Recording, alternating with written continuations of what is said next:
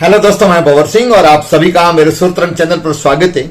दोस्तों, कभी कभी इतिहास में हमने वो गलतियां की है जिसका परिणाम आज भी हम भुगत रहे हैं और आने वाली न जाने कितनी पीढ़ी भुगतेगी। साथ ही साथ देश का इतिहास बदल गया और इस गलती के कारण से देश का भूगोल बदल गया। ये आज का ये ऐतिहासिक वीडियो में आपके सामने बताने जा रहा हूं, जो बहुत ही ज्ञानवर्धक है, जो प्रेरणादायक है और जो हमें आगे को सीख देने वाला वीडियो है। दोस्तों, 1560 में एक कालाचंद राय व्यक्ति था जो बहुत विशाल कद काठी का था, बलिष्ठ था और सुलेमान शाह जो बंगाल का नवाब था उसकी सेना का सेनापति था।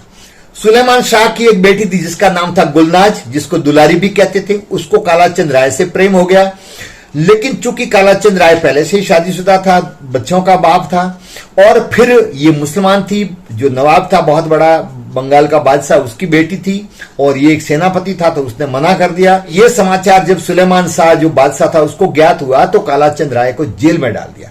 जी हाँ दोस्तों, जेल में डाल दिया। जब जेल में डाला तो दुलारी थी वो बहुत परेशान होने लग गई, उसकी रातों की नींद उड़ गई। उसने अपने मां से जिद की कि उसको किसी भी हालत में छोड़ दो, मैं उससे प्रेम करती हूँ। ये बात मां के माध्यम से बाप तक पहुंची। सुलेमान शाह ने उसको बाहर निकाल करके उसको कहा कि तू इस्लाम स्वीकार कर और मेरी बेटी से शादी कर ले, क्योंकि बेटी ने जिद कर रखी थी कि मैं इससे शादी ही करूंगी, नहीं तो मर जाऊंगी। ब्राह्मण था, नैनचंद राय उसके पिताजी थे, जो बहुत ही रईस ब्राह्मण हुआ करते थे और इसके कारण से उसने कहा कि मैं ब्राह्मण हूं, मैं इस्लाम स्वीकार नहीं कर सकता, किसी भी हालत में शादी नहीं करूंगा। वो नहीं माना। जब कालाचंद राय नहीं माना तो दुलारी ने आगे होकर के कहा कि कोई बात नहीं, आप धर्म नहीं बदलो तो मैं आपके बगैर जी नहीं सकती और मैं हिंदू धर्म स्वीकार करूंगी और मैं आपसे शादी करूंगी। जब ये इसकी दृढ़ प्रतिज्ञा देखी, उसका लगाव देखा, उसका अपनापन देखा, तो कालाचंद राय ने उससे शादी करना स्वीकार कर लिया और जो गुलनाज थी दुलारी, उसने हिंदू धर्म अपना करके और कालाचंद राय जो सेनापति था उससे शादी कर ली। शादी करने के बाद में खुशी खुशी वो अपने घर गया। नैनचंद राय ने उनको ले जाकर के पंडित के सामने पेश किया। चूंकि उस जमाने के अंदर इस प्रकार के कर्मकांड होते थे जिसमें शुद्धिकरण किया जाता था, तो पंडितों ने नकार दिया कि हमारे यहाँ तो सिस्टम है। हमारे मारवाड़ में भी ये कहा जाता है, वगड़ियो दूध वाड़ में, कि एक बार पद से भ्रष्ट हो गया, धर्म से भ्रष्ट हो गया तो वो काम का नहीं है, उसको अपने धर्म में लेने से मना कर दिया, बुरा भला कहा। और भी जगह वो लेकर के गए, मंदिरों में गए, मठों में गए, किसी ने उनको स्वीकार नहीं किया। समाज के ठेकेदार थे, उन्होंने भी उसको बहिष्कृत कर दिया। अपनी पत्नी के साथ में घूमते हुए वो जगह जगह गया, लेकिन हर जगह उसका अनादर हुआ, तिरस्कार हुआ, अपमान हुआ। आखिरकार वो भटकते भटकते कुछ लोगों से मिला तो लोगों ने कहा कि एक काम कर सकते हो, आप जगन्नाथपुरी जाओ, जो हमारा बहुत बड़ा मंदिर है, वहां जाओ, शायद पंडित तुम्हें वहां स्वीकार कर ले। वो लास्ट में वहां पर गया, जगन्नाथपुरी, जो जगन्नाथपुरी का आप मंदिर देख रहे हैं, ऐतिहासिक मंदिर है, वहां गया तो वहां के मठाधीशों ने, वहां के पंडों ने भी उसका तिरस्कार किया, अनादर किया, बुरा भला उनको कहा और धक्के देकर के वहां से निकाल दिया। अब लगातार महीने भर से ये अपमान सहते सहते आखिरकार उसका स्वाभिमान जगा। दोस्तों, रामधारी से दिनकर ने भी कहा है कि अपना अनादर देख के भी यदि जीते रहे, कायरता का गरल यदि चुपचाप पीते रहे, तो रहता कहां जीवन का तत्व है। इससे जाहिर होता है कि हम में नहीं पुरुषत्व है। आखिरकार उसका स्वाभिमान जगा और उस समय उसने प्रतिज्ञा ली कि कोई बात नहीं, आपने मेरा घोर अनादर किया, लेकिन आज मैं प्रतिज्ञा लेकर के जा रहा हूं कि मैं इसी जगन्नाथपुरी मंदिर में आऊंगा, तुम्हारे मंदिर को तोड़ूंगा, तुम्हारे धर्म को तोड़ूंगा और तुम्हें वो मौत मारूंगा कि तुम पानी की एक एक बूंद के लिए तरसोगे। और वहां से वो गया। जाने के बाद में, वापिस बंगाल जाने के बाद में उसने इस्लाम स्वीकार किया। इस्लाम स्वीकार करने के बाद में उसने अपना नाम रखा मोहम्मद फरमूली। जी हाँ दोस्तों, मोहम्मद फरमूली, चंद राय से मोहम्मद फरमूली बन गया और उसके बाद में वो विशाल सेना लेकर के 1568 में उड़ीसा पर आक्रमण किया। उस समय उड़ीसा के राजा थे मुकुल देव। उन मुकुल देव राजा को पराजित किया, उनको क्रूरता के साथ में मौत के घाट उतारा। फिर जगन्नाथपुरी के भगवान जगन्नाथ का जो मंदिर है वहां पर उसने आक्रमण किया, मंदिर को तोड़ा, तहस नहस किया। कोणार्क सूर्य मंदिर है उड़ीसा में, जो आपने इतिहास में एक बार पढ़ा होगा, उसको तोड़ा। इसके अलावा और भी बहुत सारे बड़े बड़े मंदिर थे, उनको उसने नष्ट किया और उसके बाद में उन मठाधीशों को क्रूरता से मौत के घाट उतारा और अनेक पंडितों को जमीन में जिंदा गाड़ा और गर्दन उनके बाहर रखी, चिलचिलाती धूप के अंदर वो जमीन के अंदर खड़े रहे, गड़े हुए, और उस भीषण गर्मी में पानी की एक एक बूंद के लिए वो तरसते रहे और आखिरकार प्यास के कारण से तड़प तड़प करके वो मर गए।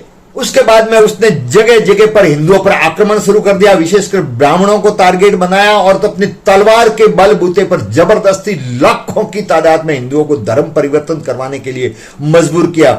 विशेषकर पूर्वी बंगाल में उसने भयंकर मारकाट मचा रखी थी, जिसके डर से, खौफ से लोग धर्म परिवर्तन करने लग गए। और उस समय लोगों ने उसको कहा काला पहाड़, क्योंकि उसका शरीर विशाल था, काला रंग था, और जब वो आता था तो जैसे साक्षात मौत सामने खड़ी हो इस रूप में आता था और विशाल सेना के साथ में आक्रमण करता था। तो लाखों की तादाद में असंख्य हिंदुओं को तलवार के बलबूते पर मुसलमान बनाया और जगह जगह हिंदुओं के मंदिरों को तोड़ा। कि उड़ीसा में सबसे ज्यादा मंदिरों को तोड़ने वाला और धर्म को नुकसान पहुंचाने वाला था वो मोहम्मद फरमूली था, जो कालाचंद राय के नाम से पहले जाना जाता था।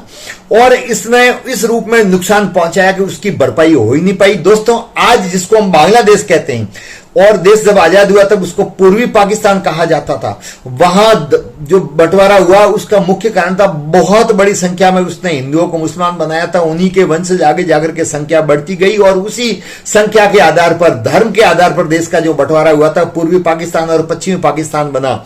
तो ये जो पूर्वी पाकिस्तान बना, ये बहुत बड़ी संख्या में उस बंगाल में मुसलमान होने के कारण से ही धर्म के आधार पर इस।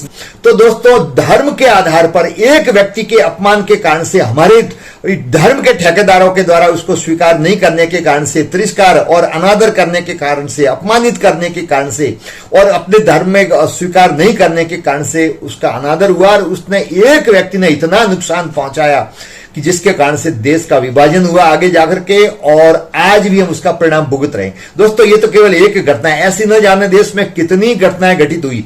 अभी दोस्तों 2-4 दिन पहले मैंने एक सोशल मीडिया पर वीडियो देखा उत्तर प्रदेश का, जिसमें बड़े गर्व के साथ में वहां के पहले जो राजपूत थे वो मुसलमान बने। वो गर्व से कहते, पूरा परिवार बैठा है, आप में से भी किसी ने देखा होगा, और पूरी उनकी बातों की वंशावली जो उन्होंने ले रखी है, उस वंशावली में वो बताते हैं कि हमारे पूर्वज यहां तक हिंदू थे, उसके बाद में मुसलमान बने। तो जो वीडियो बनाने वाला वो, उनसे एक बुजुर्ग है, उनसे पूछता है कि क्या आपने घर वापसी का कभी नहीं सोचा? तो वो कह रहे हैं कि कुछ साल पहले तक हमने घर वापसी का सोचा था, हम आज भी राम को मानते हैं, हम राम के वंशज है, बहुत गर्व से कहते हैं। वो वीडियो आपके भी कभी ध्यान में आया तो आप पर देखना।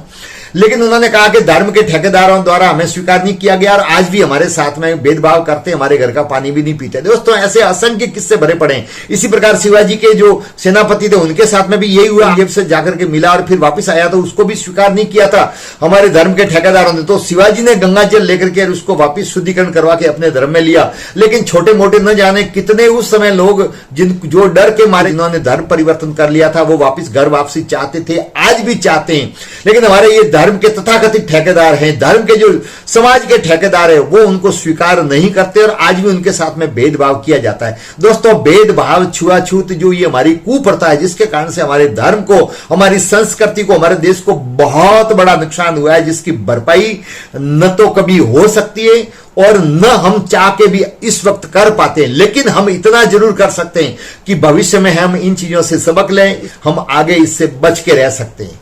यदि उस समय ऐसे असंख्य लोग थे जो वापस घर वापसी चाहते थे, क्योंकि धर्म परिवर्तन जबरदस्ती करते थे, डर के मारे करते थे, फिर कुछ समय बाद में स्थिति सामान्य होने पर वो वापस समाज में आना चाहते थे। दोस्तों, जानवर होता है, वो भी बेचने पर अपना घर छोड़ना नहीं चाहता। मधुमक्खी के छत्ते में से मक्खियां जबरदस्ती छत्ता उतारते वक्त उड़ती हैं, लेकिन वो छत्ता टूट जाता है, परंतु फिर भी मधुमक्खियां उड़ उड़ करके उसी जगह आकर के बैठती है, 2-2, 3-3 दिन तक टूटे हुए छत्ते के पास में भी वहां बैठी रहती है, बाद में जाकर के मजबूर होकर के वो वहां से उड़ती है। तो दोस्तों, आसानी से पक्षी और जानवर भी अपना घर छोड़ना नहीं चाहता। तो ऐसे सामान्य स्थिति में कौन धर्म छोड़ता? ये तो सहज रूप में समझ में आ सकती है।